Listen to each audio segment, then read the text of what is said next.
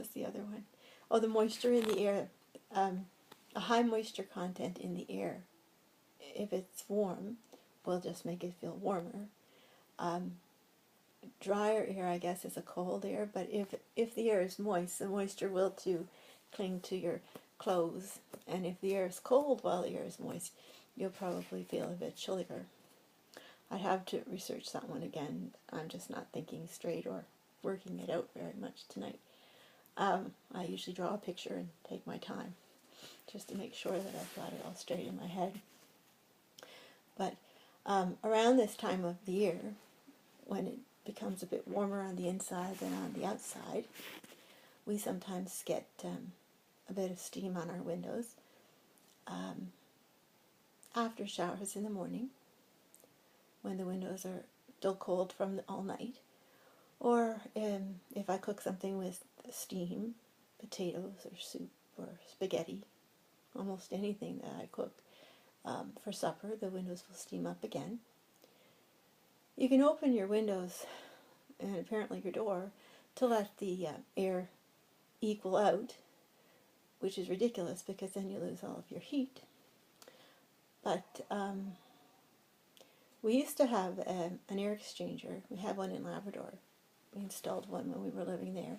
And when we moved in here, there was one installed, but it wasn't in very good condition anymore. And when the serviceman came to check it, he said that it wasn't installed correctly or something, so it wasn't much point to fix it. So we went without an air exchanger for a while, and then when we had the new furnace installed, it's a feature with our furnace, but it still doesn't remove the steam from the windows. What I usually do, in Labrador we had 3-pane glass windows when I was living in my newer house before I got married. My mother and I had 3-pane glass windows, and they really did keep the steam. They kept the cold air outside from the warm air inside, even in the winter. We rarely had steam on our windows with those. I put plastic on them. Usually, we haven't this year with the what's and the nots. But that keeps the window very clear if you put the plastic on carefully. You can get the double-sided tape in the plastic kits. I find that the double-sided tape sticks well if it sticks well the first time, but sometimes during the winter it comes loose, and then the steam and the cold air, the air will meet again on the window, and you'll get steam underneath your plastic on your window.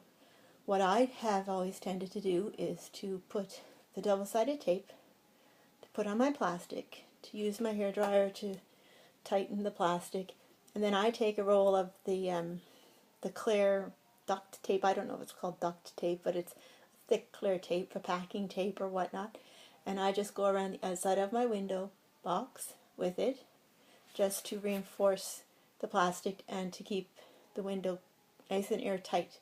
You just need to touch up the paint in the summer. If and when you take it down, a couple of summers I left the plastic up because we don't open our windows here in the summer usually anyway, because of the air conditioning. And in the summer, that would just keep the cool air on the inside and the warm air on the outside in a similar manner, and you won't get steam on the outside of your windows. In